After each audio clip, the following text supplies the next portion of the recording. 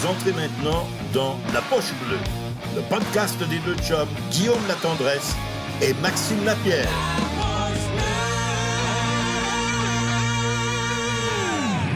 On va attendre le Brash, il est là. Hein, le Brash, le son est allumé. Comment ça va, Donald? Salut. Comment ça va, Brash? Là, mes écouteurs, là, On t'entend bien de même. On t'entend bien. Ok, parfait. Je suis mon ordi, fait que ça devrait bien aller. Qu'est-ce que t'écoutais en arrière, Donald? Hein? Qu'est-ce que t'écoutais en arrière? Il me semble que l'écran est arrêté sur un... Link de faille, c'est pas terrible.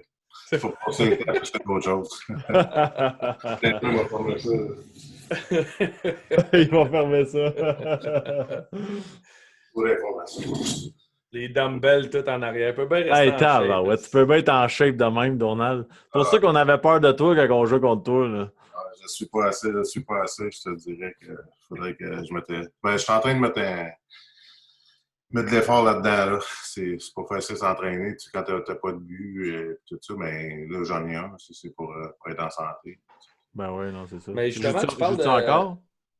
Oui, je joue. J'essaie de jouer le plus de fois possible, au moins 2-3 fois par semaine. Oui, j'adore jouer. On joue pour le fun, hein, c'est tout le temps le fun. Ouais. On joue avec des amis, puis ça vient tout le temps un petit peu. Quand le classement est serré, quand je veux dire la partie est serrée, là, ça joue pour de vrai. Oui, c'est ça. Avez-vous une place pour checker vos stats? Oui. Pouvez-vous checker vos stats ou? Il y en a qui les checkent pour de vrai. Il y en a dans ces ligues-là, c'est des méchants malades. Là. C'est écœurant. Moi, des fois, je peux plus jouer à cause. T'as-tu des. Avec tous les combats que tu as fait, ces choses-là, as-tu des répercussions ou des. Tu sais, moi, je vais encore avec des antécédents, des commotions, ces choses-là. As-tu des.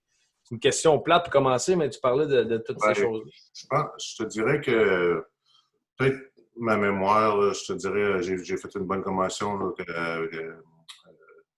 l'incident McSorley, là, puis en 2001. Puis c'était une commotion de 3e degré. Puis je te dirais que ma mémoire à court terme là, est affectée. Là, des fois, j'oublie des affaires là, à court terme, là, mais à long terme, je m'en souviens, mais à court terme, des fois, quand c'est vite, puis je suis un peu distrait, là, c'est pas trop, donc j'oublie des affaires. Comment on se remet de ça? Comment on se remet de ça, un événement de même? Comment, tu sais, t'es sur la glace après? Comment tu fais pour, Chris, pas être à 360 degrés tout le temps? Là? Ben, ça, je pense que c'est un petit peu la confiance, hein. Faut avoir confiance en toi, faut avoir confiance en ce que tu es capable de faire. Puis, moi, je sais que quand j'ai une blessure, puis je joue, ben, quand j'essaie de jouer, je joue parce que je suis capable de jouer, puis je pense pas à ma blessure, puis je l'oublie, puis je joue comme si je ne l'aurais pas. Puis, des fois, on dirait quand on fait trop attention, puis c'est dans ce temps-là qu'on est plus raide un peu, puis on n'est pas relax, fait qu'on est plus porté à se reblesser.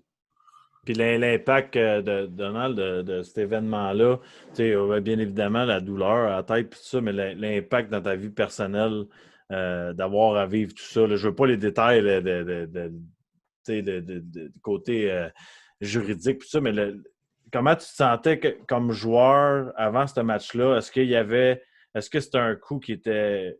Est-ce que tu t'attendais de faire un cheap shot? Peut-être, bien évidemment, pas à ce niveau-là. Mais est-ce que tu savais qu'il y a un coup salaud qui s'en venait de la part de ce gars-là? Puis à quel point ça a changé ta carrière? Non, sérieux, c'est des affaires qu'on ne s'attend pas. Puis, oui, ça a eu un impact sur ma carrière. Ben, je pense, en tout cas, parce que cette année-là, j'étais comme dans mes meilleures années. Je commençais à graduer. J'étais à Vancouver, ça faisait une couple d'années. Puis là, j'avais une de mes meilleures saisons au niveau.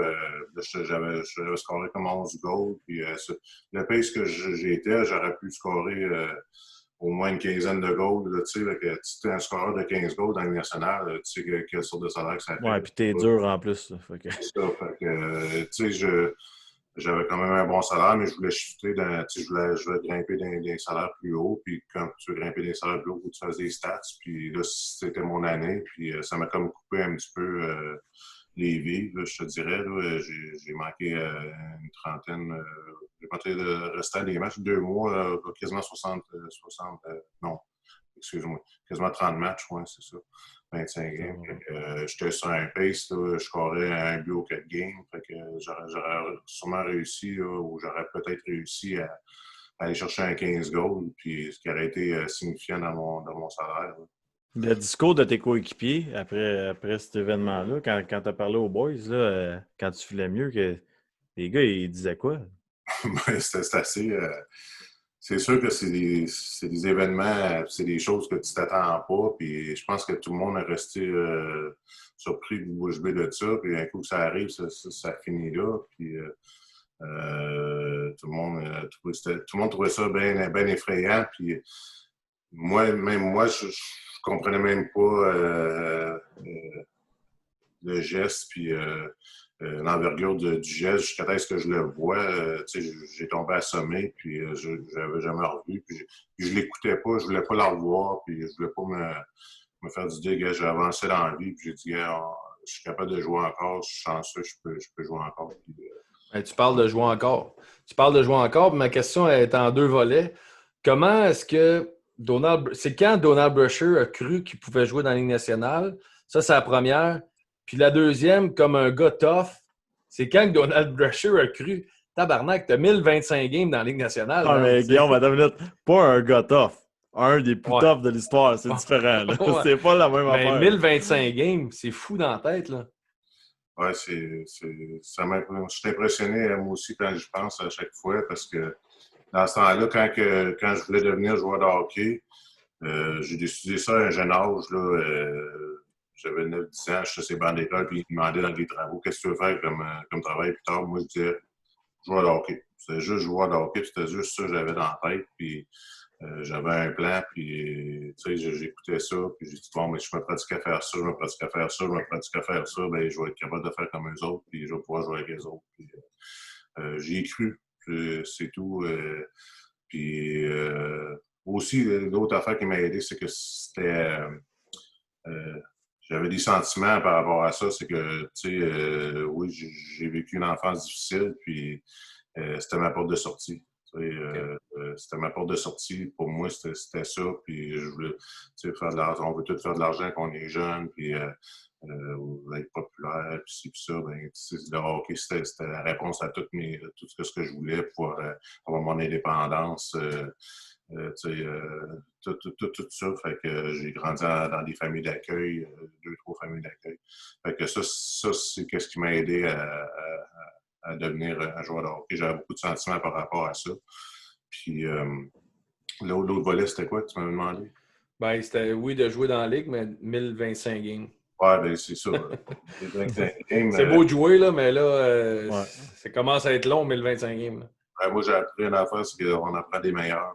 Et plus que tu t'entoures de monde meilleur, puis plus tu es entouré de monde meilleur, ben, tu peux apprendre. Puis moi, j'apprenais vraiment des meilleurs. Je regardais vraiment les meilleurs à tous les jours dans les pratiques. Tout. Puis, là, je passais des heures sur la patinoire tout seul, puis j'essayais de faire comme eux autres. Puis, ça a été qui le meilleur? Tu parles de meilleur. Ça a été qui t'a aidé et qui t'a impressionné au bout? Là? Ben, tu sais, je te dirais, il y en a plusieurs. C'est pas juste un. En début de carrière, ben, c'était avec Vincent D'Anfous. Il m'a dit, quand je me suis fait échanger de Montréal, après l'incident Mario Tremblay, il m'a dit... On va revenir à ça. Il dit, moi, je me suis fait échanger 3 fois dans ma carrière, puis il dit, ça a été positif à chaque fois. Fait que, ça m'a aidé en partant à gagner ma confiance, à me dire, OK, parfait, t'as pas à avoir peur. Puis, c'est sûr que j'avais vécu des changements dans ma vie. J'ai grandi dans des familles d'accueil différentes. Fait que, j'avais pas peur du changement. J'aime pas mal ça, le changement, en fait. J'aime ça, essayer des nouvelles affaires puis des nouveaux objectifs. Puis, après ça, ben, à Vancouver, j'ai joué avec Pavel Bure. Alexander Mogilny. Wow. Fait que, tu joues pas toujours beaucoup de chiffres tes premières années. Fait que là, j'ai eu la chance de les voir aller puis d'apprendre. Puis Pavel, je m'en souviens, moi j'avais une bonne shot, mais je shotais tout le temps à côté du but ou par-dessus le but. Pavel, il dit arrête d'essayer de shooter fort. Il dit tu shootes déjà assez fort. Il dit avec la vitesse que tu vas, il dit ta shot elle va être déjà plus forte. Il dit fais juste la placer. Ouais. Lui, il shotait, puis on aurait dit qu'il forçait pas, aussi, puis il allait tellement vite, aussi, il achetait, puis il la plaçait, puis il rentrait. Fait que ça, j'avais compris ça de lui. Puis ensuite, ben, à Philadelphie, ben, j'ai eu la chance d'évoluer avec des gars comme Simon Gagné, puis Peter Forsberg, Keith Primo, Jeremy Roenick. Fait que, Simon, c'est un gars qui fait tout le temps les choses bien. Tout ce qu'il fait, il fait bien. Dans toutes les ligues qu'il a joué, il a gagné. Il a eu du succès. Il a gagné la Coupe Stanley. Moi, dans ma tête, si je jouais avec lui, j'allais gagner la Coupe Stanley parce que j'étais sûr qu'il allait gagner. Puis il a gagné, mais j'ai pris ma retraite avant. Mais puis après ça, ben, j'ai eu la chance à Washington de jouer avec Ovechkin. Jagger? le merveilleux Ovechkin. Ouais. Ovechkin, puis Nicholas Backstrom. Backstrom. Ouais, c'était Mike Green. C'était beau de les voir. C'était écœurant. Alors, Mais tu sais, c'est pas aussi des gars de mon équipe, c'est des gars que je jouais contre. Là. Moi, j'ai évolué un Jagger, justement, puis un Mario Lemieux. Là. Je me souviens, il y a une game à Philadelphie, on menait 6-1 après 2 périodes. On était à Pittsburgh. On embarque. On commence à prendre des punitions, des powerplays. C'est le Jagger, puis Lemieux score 3 buts chaque. On perd en supplémentaire 7-6. Mais, moi, je serais sur le banc toute cette temps-là. Puis je le sentais. Là, puis, il était sur sa ligne des buts, puis il fait ça dans le cul du goaler. Là, puis ça rentrait. Là, ça, je pense que c'est l'année qu'il était revenu de son cancer. Là, je ne sais pas trop. Ouais. Il y avait plus de points que moi dans une saison que moi je n'avais dans ma carrière. C'était carré, ça va. Justement, un gars comme Ovechkin, comme teammate, il est comment? Mais ça a l'air qu'il aime ça aussi s'amuser. Il est pas si pire là-dessus aussi, ça a l'air. Ouais, ben, on aime tout ça s'amuser, mais des fois, quand c'est des bons joueurs, tu t'attends que soit. C'est sûr que quand on parle de Crosby, il est bien sérieux, puis ça a l'air qu'il ne boit pas trop, tout ça, mais c'est ça qui fait l'athlète qui est. Mais c'est un gars qui aime ça s'amuser, puis mais il livre la marchandise. Quand il vient jouer, il joue. Puis, tu parlais tantôt de Mario Tremblay, puis je pense qu'on n'a pas le choix là, d'aller là-dedans parce que c'est trop bon. Là. C'est quoi qui s'est passé? Puis, Chris, honnêtement, un coup de poing sur la marboulette, puis c'était réglé. Ouais, c'est ça. Malheureusement, ça règle des choses, mais ça règle pas. Ça amène d'autres problèmes. Ouais. Mais non, ce matin-là, il y avait on avait une séquence, ça faisait au moins une dizaine de games qu'on perdait en ligne, là, puis ça allait pas bien. Là. Puis on était au Colorado, puis il avait décidé de mettre une pratique de bonne heure le matin là, à 9h, je pense. Fait que on était sur la glace de bonne heure, puis à un moment donné, je fais une erreur dans le drill, puis il commence à me chialer après, comme un malade. Puis, à un moment donné, tu sais, j'ai dit, OK, c'est correct. Là, il dit, si t'es pas content, tu débarqueras, tu t'en iras. Fait que là, je fais un signe de tête. Ben, je dis, ben oui, c'est ça, ben oui, c'est ça. Fait que là, il s'approche de moi, il dit, ben OK, il dit, crève ton camp. Je dis, non, je m'en vais pas. Il dit, oui, tu vas débarquer. Je dis, non, je reste ici, c'est avec mes coéquipiers. Moi. Il dit, non, il dit, tu vas débarquer. Il dit, d'abord, t'es suspendu. Fait que, là, quand il me dit ça, il s'approche de moi, puis là, il me bump chest à chest, puis là, les idées dans la tête, là, il me là, j'ai dit, je le frappe. Ça allait vite. Là, j'ai dit, si je le frappe, là, tous les autres vont voir ça, puis il n'y a pas de personne qui va vouloir m'engager.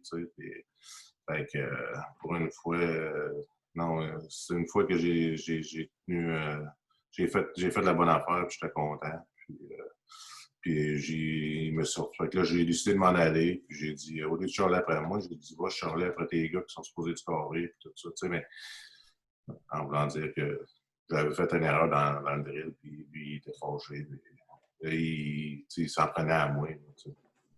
Hey Brash, je vais te poser une question parce que tu sais, il y a beaucoup de jeunes qui nous écoutent, puis tout ça, qui nous suivent sur Instagram, puis il y a des jeunes, comme tu le mentionnais plus tôt, les familles d'accueil, puis tout ça.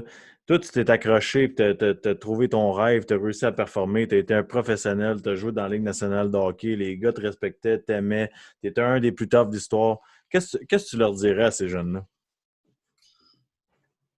Ben, c'est quand tu as un rêve, c'est vraiment ça. C'est de s'accrocher après puis d'y croire parce que il y a tellement de gens autour de nous autres qui vont nous dire le contraire, puis vont nous faire parce qu'eux sont peut-être pas prêts à faire les efforts qu'il faut faire pour atteindre ce rêve-là. Tu sais.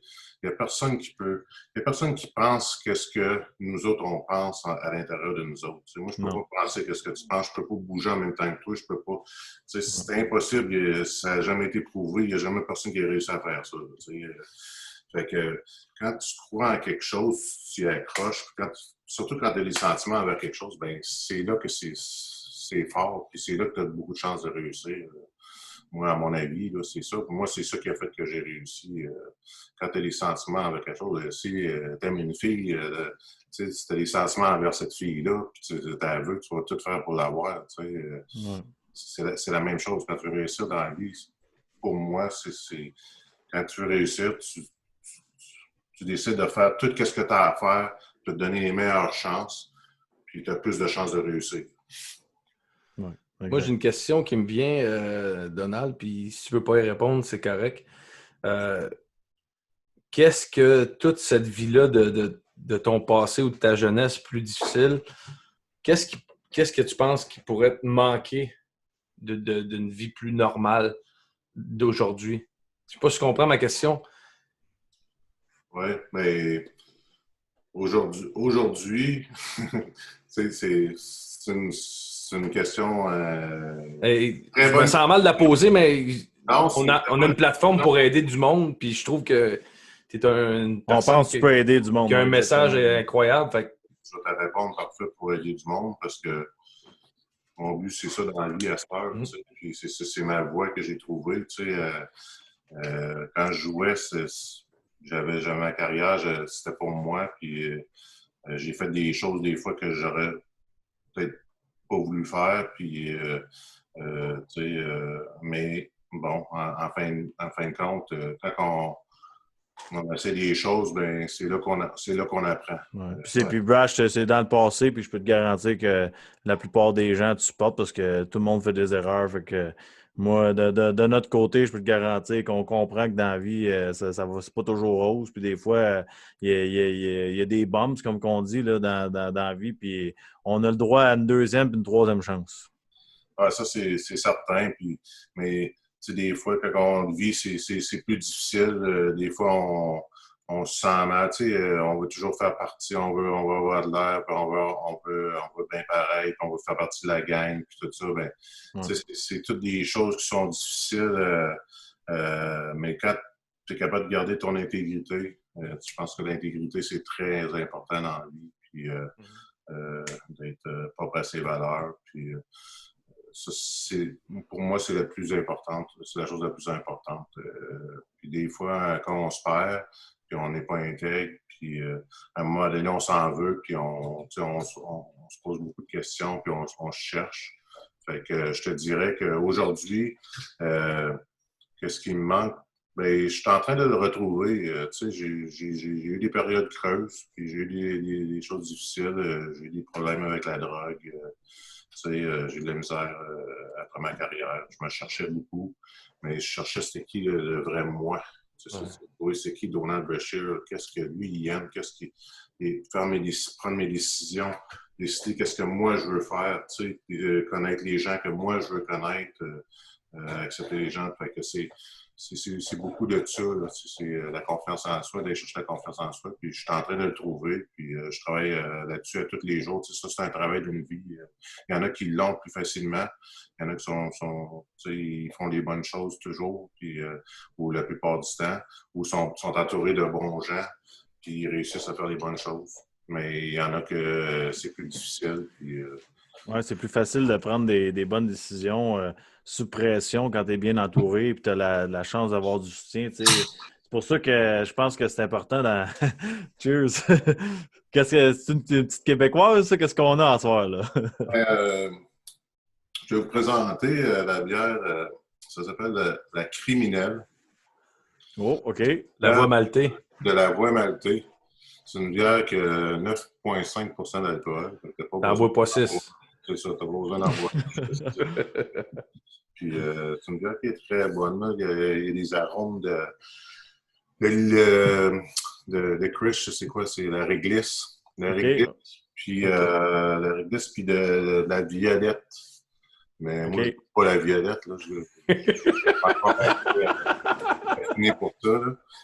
Et il y a des arômes aussi de chocolat et de café. Ah, OK, nice. Ça doit être bon. Qu'est-ce qu'on dirait quasiment un vin? C'est la première fois que je l'ai bu, là, je pensais pas qu'elle était là de même. J'aimais pas les bières foncées. C'est une bière qui est noire. Puis, j'aimais pas les bières noires. Je me suis un petit peu tanné de la Coors Light. À un moment donné, les Brother Hockey, on voit tout ça, de la Coors Light. C'est ça. Ouais. C'est la solution facile. Hey Brash, c'est quoi le futur? C'est quoi tes plans? Moi, je pense que tu es un gars de caractère. Je pense que tu es un gars qui était aimé dans le vestiaire. Je pense que tu es un gars qui est un fonceur. Puis tout, quand tu nous parles, je pense que tu relaxes tout le monde. Le chat t'adore. Tout le monde, là, les 1150 personnes qui nous regardent, tout le monde dit « Hey Brash, c'est incroyable son histoire. » Puis tout ça. C'est quoi? Qu'est-ce que tu veux accomplir là, dans les prochaines années? Dernièrement, c'est ça, à cause de la drogue, je me suis ramassé dans des thérapies, puis j'ai fait des choses de même. Puis, avant, tu m'aurais demandé d'être un exemple et d'aider les gens. Je t'aurais dit non, je veux rien savoir de ça, parce que je voulais juste faire des choses pour moi-même. Puis, j'étais un petit peu égoïste, mais aujourd'hui, la vie m'a amené à faire ça. Puis, ça m'a amené à trouver des choses, puis de voir que j'avais des aptitudes dans ça, peut-être aider les gens, justement. Puis, en m'aidant moi-même, je me suis aperçu que si c'est bon pour moi, ça peut être bon pour beaucoup de gens. Exact. Je vais la dire. Fait que Donald Brashear, ces temps-ci, je suis en train de... Je vais commencer à écrire un livre. Nice. Ouais, ça c'est mon projet futur. Premièrement, ça va être thérapeutique pour moi, pour le vide sur le passé, puis faire le deuil du passé, puis des choses que on peut s'en vouloir des fois. Ouais. Puis, en même temps, ça va être pour aider des gens puis, qui ont des problèmes, puis des gens qui ont tombé, qui ont de la misère, puis qui ont besoin de se relever, puis qui ont besoin du coup de pouce, qui ont besoin d'un peu d'inspiration. Je pense que c'est une chose que je suis fort là-dedans. Moi, quand je tombe, je me relève, j'aime ça la vie, puis j'embrasse la vie, puis je vais faire n'importe quoi pour me relever. Puis moi, Brash, en ce moment, là, tu parles comme ça, puis je te vois déjà sur le stage dans des écoles, puis faire des tournées, puis parler au monde, puis aider. Ton message, il passe bien, il est clair, il est honnête, on se sent. Tu viens nous chercher profond, puis je suis pas inquiète pour toi, ton livre, ça va être un best-seller, puis ça va être la première place qu'on va en parler, ça va être à Poche Bleue, ça, je peux te le garantir. J'espère que tu vas nous le présenter, ça. C'est incroyable, puis je le sais, je sais pas si tu as la chance de ton côté de voir le chat, mais le chat sur YouTube est en train d'exploser. Les gens aiment ça, t'es vrai. J'ai une question, Max, là-dessus, justement. Tu sais, Donald, on parle, puis encore une fois, c'est une question peut-être plate, là. Mais on parle d'aider les gens, on parle de sortir de notre passé, on parle de pardonner à ce qu'on a vécu. Après ça, si Donald Brashear, c'est la vedette, il a joué dans la Ligue nationale, c'est le tough, il a fait des millions. Puis l'histoire de cet été. T'sais, tout le monde le sait, l'histoire de Donald Brashear qui s'est retrouvé à Québec à travailler dans un Tim Hortons. Puis tous les médias ont repris ça comme si c'était à la limite impoli. Pour moi, j'ai vraiment pas... Puis moi, je te félicite parce que tu t'es levé et t'as dit « J'ai besoin d'aller travailler, j'ai besoin... » Puis fine. Mais à quel point, comme toi, qui veut sortir de la merde puis qui veut oublier le passé, t'aurais eu besoin d'une tape dans le dos au lieu que le monde parle de ça. On sent... au final, qu'est-ce que tu as au Tim Hortons? Non, mais c'est Guillaume, avant que Donald parle, c'est là que tu vois qu'il y a un gros problème dans la société. Parce que à cause que le gars il a joué dans la Ligue nationale de hockey, puis qu'il a vécu de l'adversité, puis qu'il se relève, puis son premier pas, c'est vers le Tim Horton, au lieu de dire félicitations, on dit on rit, on parle, on en fait un gros deal, au lieu de l'accompagner puis de le supporter. Moi, je pense que c'est là le problème. Ouais, c'est sûr que moi aussi, je le vois un petit peu de même. Je pense que ça démontre en premier que si les gens pensent comme ça, c'est parce que à quelque part, eux-mêmes, ils ont un problème. Souvent, quand on reproche des choses aux autres, c'est parce que c'est à nous autres qu'on devrait s'y reprocher en premier. Puis ça prend. Comment que tu fais pour reconnaître un autre? Faut que tu sois comme ça, faut que tu l'aies vécu, faut que tu l'aies. Fait que c'est la meilleure manière de reconnaître un autre. Quand tu parles d'un autre, c'est parce que tu l'as déjà fait, tu l'as déjà vécu. Fait que t'es pas mieux. Puis c'est ça aussi qui m'a amené. Je pense que à quelque part, j'ai perdu mon intégrité un petit peu dans le hockey. À un moment donné, dans l'environnement du hockey, c'est toujours upscale, faut que tu sois le meilleur, le plus beau, le meilleur saut, le meilleur ci. Puis, on check toutes les fois, toujours sois le meilleur dans tout. C'est une mentalité. Mais en même temps, des fois, c'est niaiseux, c'est baveux un peu, puis on rit des gens, puis on juge les gens, puis je me suis retrouvé à juger des gens, puis quand je sais que moi, quand j'étais jeune, j'aurais jamais jugé les gens, puis j'aurais jamais jugé les autres, puis je me suis retrouvé à le faire, puis mais là, quand les choses nous arrivent à nous autres, c'est comme une petite tête d'en face, puis ça nous réveille, puis ça dit, gars, t'es pas mieux que personne, puis c'est de cette façon-là que j'ai compris que je pouvais aider beaucoup de gens, parce qu'il y a beaucoup de monde qui aime ça parler des autres, mais on n'aime pas ça parler de nous autres bien souvent. Puis, c'est ça l'important, c'est nous autres l'important. Puis souvent, on parle des autres, puis on juge les autres. Puis je suis certain que plusieurs personnes qui ont jugé la situation de cet été connaissent même pas ton 1/10 de ton histoire, de ton parcours. Tout ce qu'ils voient, eux autres, c'est Donald Brasher qui avait une Lamborghini, puis qui jouait dans la Ligue nationale, puis qui cassait des gueules. Au final, qui a 1025 games, au-delà de ça, Donald Brasher a des problèmes, il en a vécu plus jeune. Puis moi, c'est ça que je trouve plate, c'est qu'on s'arrête juste on regarde la première photo, là. Le joueur de hockey, 1025 games, hein, fait de l'argent. Ouais, mais au final, en arrière de la photo, il y a toujours des statistiques, il y a toujours une histoire. Puis on oublie souvent de regarder l'arrière de la photo. Un humain, c'est un humain, puis il est toujours aussi sensible que ça soit n'importe quel métier. C'est là aussi que tu vois, que là, tu vois le vrai Donald Brasher. Puis c'est moi, quand j'étais vrai dans le hockey, c'est quand je voulais devenir un joueur de hockey. Je faisais tout. J'étais sur la coche, là, je faisais tout ce que j'avais à faire, je m'entraînais, je me couchais de bonne heure, je ne buvais pas. Je faisais tout ce que je pensais que je pouvais faire pour réussir. Et aujourd'hui, je me retrouve à faire la même chose, mais je le fais pour moi. Je le fais pas pour bien paraître dans la société, puis je le fais pas, je le fais pour moi, puis en le faisant pour moi, ça aide les autres naturellement. Le Tim Horton, je veux dire, c'est un exemple. Quand tu dis de t'entourer de bon monde, je joue au hockey avec Pierre Sévigny, que lui, il n'a pas joué longtemps à national, puis il a fini sa carrière, il a acheté un Tim Horton, puis il a travaillé là-dedans. Mais si lui a travaillé là-dedans, puis il a fait son argent, pourquoi moi, je ne pourrais pas travailler là? Je reste cette job-là. Qu'est-ce qu'elle est différente des autres jobs? Je travaille à travers le monde. Le monde passe prendre un café. Moi, j'ai pris plaisir à faire ça. Là. Le monde passe prendre un café à 5h30 du matin. Là, puis ça a été la première fois qu'ils voient. Je les envoie une petite joke. Puis je les fais rire. Puis ils sont contents. Puis ils sont contents de me voir. Puis, des fois, ils arrivaient à la fenêtre. Puis ils me regardaient avec des gros yeux. Puis, c'est pas moi qui t'attendais de voir. Qu'est-ce que...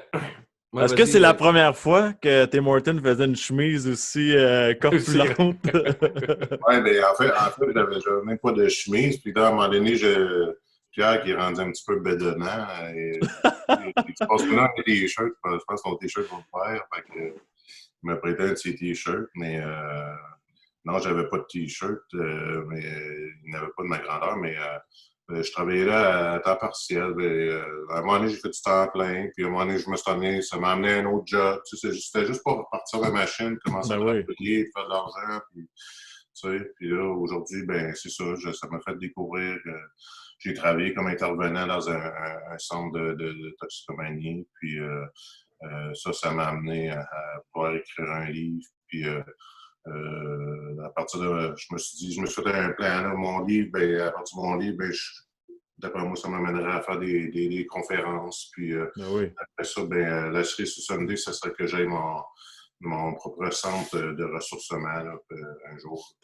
Est-ce qu'il y a un côté coacher le hockey mineur ou quelque chose de même, c'est quelque chose qui t'intéresserait, avoir un groupe de jeunes que tu pourrais diriger puis parler de ton expérience de hockey, ces choses-là? Ou... Oui, qu'est-ce qui est difficile de ce côté-là? J'avais parlé avec quelqu'un à un collège ici à Québec, puis il cherchait un entraîneur. Puis là, présentement, il faut que je travaille, faut que je travaille beaucoup puis, pour mettre mes affaires comme que je veux, placer mes affaires à l'ordre. Puis ça ne me permet pas de faire ça là, parce que quand tu coaches dans l'hockey mineur, tout ça, je veux dire, tu ne vas pas chercher des salaires puis tout ça. C'est ça qui est plus difficile un petit peu. Là. Je le ferai pour l'expérience, juste pour aller aider des jeunes, mais c'est ça que ça va être mon offre. Je vais dire, écoute, moi, je ne vais pas prendre la job, mais n'importe quand je vais pouvoir, que je vais avoir le temps, je vais taper, puis je vais aller aider les jeunes. Je suis capable d'aider bien des jeunes là-dedans. Hey, Donald, je veux parler un peu de hockey là, parce que tu sais, il y a tellement de sujets avec toi, je pense qu'on serait capable de faire une entrevue de 10 heures. Là. Un gars qui a eu une carrière comme toi, qui est un dur à cuire, avec beaucoup de talent aussi, là, tu l'as dit tantôt, ton lancer et tout ça. Quand un gars a fait ses preuves dans la Ligue nationale puis arrive dans la Ligue semi-pro au Québec, est-ce que tu te sentais comme tout le monde va m'essayer dans la Ligue ou comment ça s'est passé? Les gars, ils te respectaient-tu ou c'était comme la chance de leur vie? Là? Ah, c'est un petit peu de tout. Mm-hmm. Il y en avait un paquet qui me respectait. Je dirais que les plus toughs là-dedans, c'est eux autres qui me respectaient le plus. Parce que, dans le fond, je les comprends parce qu'ils savent c'est quoi, tu sais. Quand tu es un tough, tu sais c'est quoi un tough, puis tu sais c'est qui le vrai tough, puis tu sais c'est quoi. Ça prend. Mais il y avait tous les autres que j'étais un trophée pour eux autres. Puis dans cette ligue-là, ben c'était drôle parce qu'un soir, on a joué au Centre Molson contre l'équipe de Laval. Fait qu'on jouait au Centre Molson. Ben là, les gars, là, en tout cas, tu pourras voir une vidéo, si tu iras checker une vidéo sur YouTube, là, les gars, là, ils pensaient tous qu'ils allaient se faire drafter là, dans les nationales, tu sais, là. Fait que là, ils me challengeaient tout ça. Puis, fait qu'il y en a un sur le face-off, tu sais, il voulait se battre avec moi. Je dis, pourquoi tu veux te battre avec moi? Tu sais très bien que tu n'es pas dans ma ligue, là, tu sais. Puis là, il dit, ouais, mais il me paye 500$ si je me bats contre un gars de la Ligue nationale. Mais j'ai dit, moi 250, je vais me battre avec toi.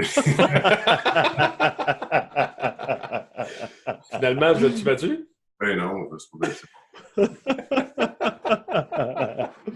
Les gars, c'était un gros prix pour se battre avec Brash, esprit. Ah, c'est carré, ça. Moi, pour Guy, ça serait quoi ton montant, toi, pour te pogner avec Brash? Ok, c'est malade, toi. Non, mais un chiffre, là. Non. Ça prend un chiffre. Combien il faut que tu payes pour aller te pogner? Non. Sérieux? Non. 10 000? Hey, t'es malade. 10 000. T'es malade, toi. Non. 50 000. Non, Chris, non. Moi, j'y vais pas. Moi, là, Guillaume, 50 000, j'y vais. Tu m'amènes mes chocolats aux cerises à l'hôpital. OK? Je te le dis, c'est ça dans le deal. Et regarde les épaules et monte ta main, Brash. Fais mettre ta main de même, là, mettons. Gars, c'est ça. Regarde Max. C'est drôle, ça, parce qu'il y en a des mêmes. Tu sais, comme supposons que tu me poserais la même question. Je me suis déjà fait poser la question. Supposons monter sur le ring avec Mike Tyson. Mais tu sais, moi, je sais c'est quoi, là. Tu sais, monter sur le ring. Je suis comme toi, moi, Guillaume. Non. Il n'y en a pas de prix, là, tu sais. Me faire assommer et finir des légumes. mais mettons, Brash, qui tu t'es battu dans ta vie que tu te disais « Fuck, je peux pas croire que je me bats avec lui ». Ben, c'est mes premières batailles. C'est les premières qui étaient impressionnantes. C'est contre Probert puis McSorley. Puis les autres, c'est des Kings. Là, puis McSorley défendait Gretzky. Puis Probert aussi, c'était le King. J'avais la chienne, man, je te dis. Ah ouais? Ah, je te dis, c'était l'enfer. Puis... Parce qu'on l'a demandé, ça, justement, à Georges Larac, Georges Saint-Pierre, Marie-Ève Dicker, des combattants extraordinaires. Comment ils se sentaient? Est-ce qu'ils avaient peur? Comment tu contrôles ça? Tu sais, parce que pour le monde normal, là, mettons, puis j'inclus moi et Guillaume là-dedans, on se dit, ils sont tellement tough, c'est impossible qu'ils aient peur. Mhm. Puis là, tu réalises que tout le monde a peur. Tu comprends? Toi, tu te sentais comment? T'étais-tu excité? Moi, l'impression que tu me donnais comme joueur de l'autre côté, je dis, lui, il aime ça. Là. Il va se pogner 50 fois à soir. C'était ça le cas? Ou... C'est le contraire, j'haïssais ça pour mourir. Puis j'avais la chienne. Mais c'est sûr qu'il y a un moment donné, tu sais, j'ai toujours eu peur à chaque fois que je me bats, tu sais, dans ma tête, c'est que tu peux perdre. Ouais. Fait que, Est-ce que tu avais peur de perdre ou peur de te blesser? non, j'avais plus peur de perdre.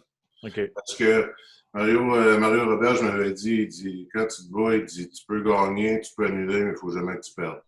Mhm. Puis, OK. parce que quand tu perds, il te remplace par un autre, tu sais, salut, bonsoir. Ouais. C'est ça la job, c'est ça l'ingratitude de cette job-là, mais non. Tu sais, parce qu'il n'arrivait toujours des nouveaux, puis tu les connais pas, puis tu sais pas trop son comment, puis tout ça. Puis là, s'il t'en glisse un, puis tu tombes, tu sais, puis t'es devant 22. C'est toujours de l'orgueil, hein? C'est toujours l'orgueil qui est en jeu, puis c'était ça le plus difficile. C'est comment de se battre avec des gars, des Québécois, que vous venez de la même ligue. Tu sais, je pense à Big George ou des gars de même. Tu sais, Chris, vous grandissez, vous êtes dans le même groupe d'âge, j'avais joué junior un peu. Ça doit être assez spécial, ça. Ben, moi, je suis chanceux, ça ne m'est pas trop arrivé. OK. Les seuls que c'est arrivé, c'était Gino Ojic puis Sandy McCarthy. Puis, ben, j'ai commencé par jouer contre eux autres, fait que c'était un petit peu des adversaires déjà, tu sais, dans le junior, puis en montant, fait que moi, en montant, ben, j'étais beaucoup plus fort que dans le junior, j'étais bien meilleur batailleur que dans le junior. J'avais l'avantage. Dans le junior, je te dirais que les autres avaient plus l'avantage. Mais c'est spécial. Tu sais, c'est des gars, quand tu connais quelqu'un, puis tu sais, il tapait sa noix, puis dire. C'est bizarre, hein? Ouais, puis. J'ai vu, toi, il te tapait sa noix, Guillaume, lui, il me tape sa tomate. Sur une bonne blague, demain, je vais m'ouvrir une autre bière, les boys. Il y a une année que j'ai joué, je me souviens. Tu sais, les dirigeants, supposons qu'on faisait les Canadiens, aux Canadiens, ils disaient toujours battez-vous pas contre dans le camp d'entraînement, battez-vous pas dans la chose. Tu sais, puis je comprenais pas ce que ça voulait dire, mais à un moment donné, dans la ligne américaine, je me suis battu contre un gars. C'est lui qui voulait se battre contre moi. Là. Moi, il s'est battu contre moi, puis je l'ai knocké, puis j'ai fini que j'ai joué toute l'année avec. Là. Il y avait toujours comme un petit froid, là, tu sais. Ouais. C'est dur un petit peu. Fait que j'ai toujours compris, puis j'ai toujours dit aux joueurs après, les années d'après, gars, bats-toi pas contre les gars de ton équipe. Là, tu vas jouer avec, tu vas peut-être jouer avec cette année. Bats-toi contre les gars dans les games hors concours. Là, pour eux autres, il faut que tu te battes, tu montes tes preuves. Ah non, c'est. On va dire, c'est. Le monde ne réalise pas à quel point, puis moi je l'ai vécu, tu sais, puis on connaît aujourd'hui l'histoire, là, qui est extrêmement triste, là. Derek Bogard, tu sais. Tabarouette. C'est à tous les jours, tu sais, un boxeur, c'est 2, 3 combats dans l'année. Vous autres, c'est des fois 30. Tu sais, ton année, le plus de combats, c'est quoi? Ah, je sais pas que c'était combien. Une année, je m'en souviens des gars, ils disaient, j'entendais à travers la ligue, là, ils disaient que je choisissais mes gars contre qui je me battais, puis j'avais peur, tout ça. Je dis, ouais, OK, ben, je vais vous le montrer. Fait que là, je droppais tout le monde. J'avais été puni de la ligue, j'avais 272 minutes de punition cette année-là. Puis, c'est là que tu vois comment le monde, c'est des langues sales, tu sais. C'est pas comme Max, tu sais, ton 272 minutes, c'est pas comme Max, que lui, c'est parce qu'il attachait pas son chandail et qu'il levait sa visière, là, tu sais. C'est pas des 10 minutes, là. Arrête de niaiser. Je me suis battu 10 fois dans la Ligue américaine d'une année contre tous des gars en bas de 170 livres. Hey, c'est le début, hein? C'est même, ça commence de même. Et là, tu montes à l'autre niveau. Non, j'ai arrêté là, Brash. Moi. On peut pas monter.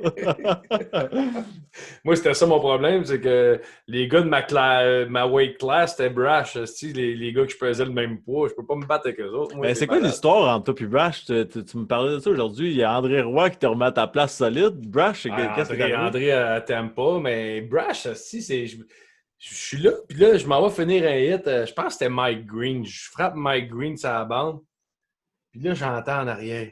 Tender! Si je vois le gros Brash en arrière. Ah ouais, il était.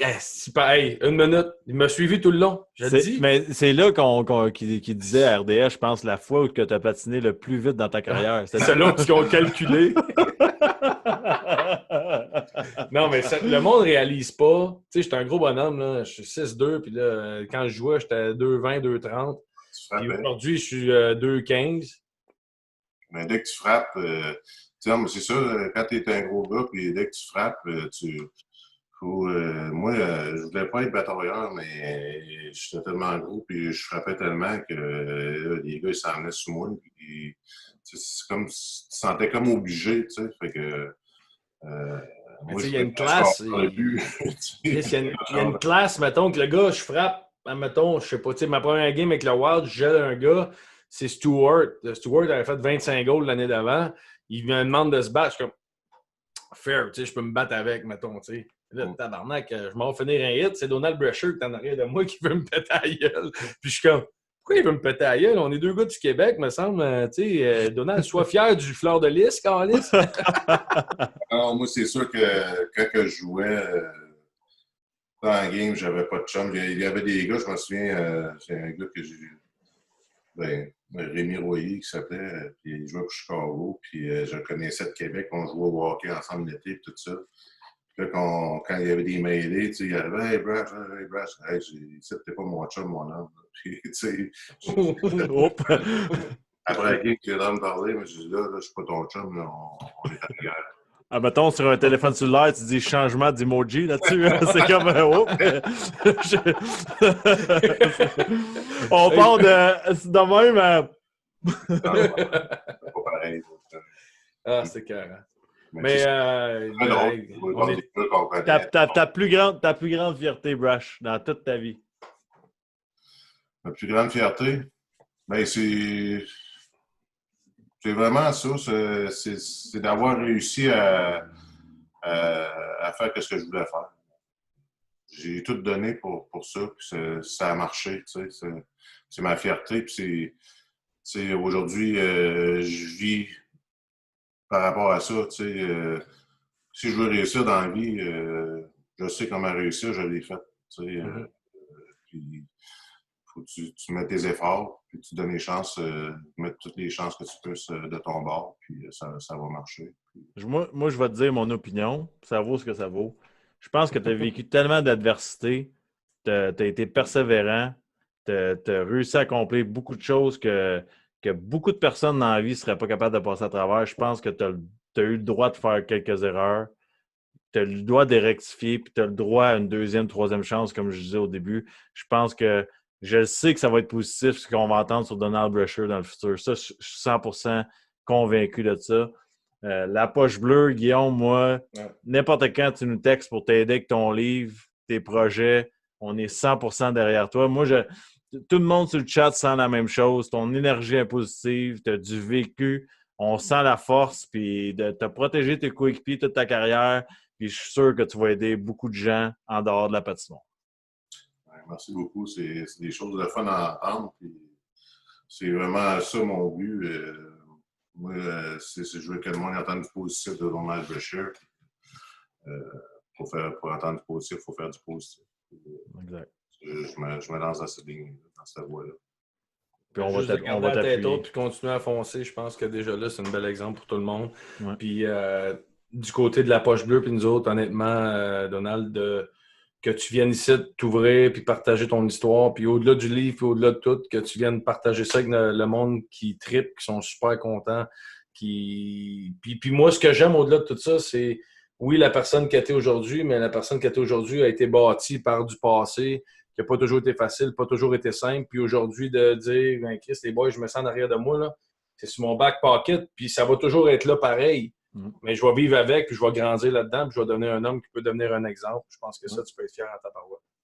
Oui, mais c'est vraiment ça, moi. C'est comme ça que je vois la vie à cette heure. C'est que, avant, on appelle ça des qualités et des défauts, mais j'appelle plus ça des défauts, j'appelle ça plus des défis. Exactement. Des défis qu'on a, puis on n'est peut-être pas bon à ce moment-là à l'aide, mais plus tard, on va être meilleur parce qu'on a appris. Puis, on est juste humain. Moi, vous autres aussi, je veux vous féliciter. Puis, moi, je pense comme moi, j'allais dans des meetings de AA, puis de NA, puis tout ça. Puis, les autres, ils calculent toujours leur temps, comment ça fait de temps qu'ils sont ça, puis tout ça. Puis, moi, je les ai dit, c'est pas grave comment ça fait de temps. C'est une bataille d'une vie. À chaque jour, c'est une bataille. Puis, faut que tu te bats contre ça à chaque jour. C'est une dépendance. Mais je voulais vous féliciter, vous autres. Ça dérange pas comment de temps qu'on a joué. Puis comment on a monté, puis on a réussi à jouer parmi les meilleurs. Puis c'est dur de rester là longtemps. Puis ça dépend de quel rôle que tu as, puis ça dépend du timing. Puis si je suis ici aujourd'hui, c'est à cause que vous autres, vous êtes là aujourd'hui. Vous êtes là, puis merci de m'accueillir. C'est vraiment fabuleux. Qu'est-ce que vous faites? Tu reviens quand tu veux, Donald. Tu me dis, Guillaume, j'ai un T-shirt à vendre. Tu viens sur le show le vendre quand tu veux. Tu as un livre. Si tu te mets à chanter, tu viens chanter sur notre show, Donald. Oui, ça va être ça, par exemple, j'aimerais ça. Quand tu veux que tous les auditeurs... je me sens porté, Donald. Excuse-moi. Laisse faire la chanson. Merci beaucoup, Donald. Puis, comme tous les invités, tu t'en vas au Temple de la renommée de la Poche Bleue. Tu es certifié officiellement la Poche Bleue. Puis, c'est sûr qu'on va te réinviter parce que le monde sur le chat t'adore, capote sur toi, puis c'est mérité. Tu es un gars, tu persévères, tu as un impact sur la société. Puis comme j'ai dit, je crois fortement à 100% qu'on va entendre parler de toi en très, très positif dans le futur. Puis ça serait le fun dans un 3-4 mois de se faire un recap de ce qu'on a dit au mois d'août, 30 juillet, puis qu'on dit dans 3 mois, je suis rendu là, puis ça serait le fun de faire Et en passant, j'ai déjà des offres sur Instagram, Twitter, puis sur le chat des personnes qui veulent écrire ton livre. Fait que on reste en contact. Ça, je n'y ai pas. Prends-moi pas parce que... Guillaume va te l'écrire ton livre. C'est pas un best-seller. Une coupe de bière. Cheers, Donald. Salut, Brash. Thank you, man. Merci Ciao, beaucoup. salut, Attention à toi. Bye-bye.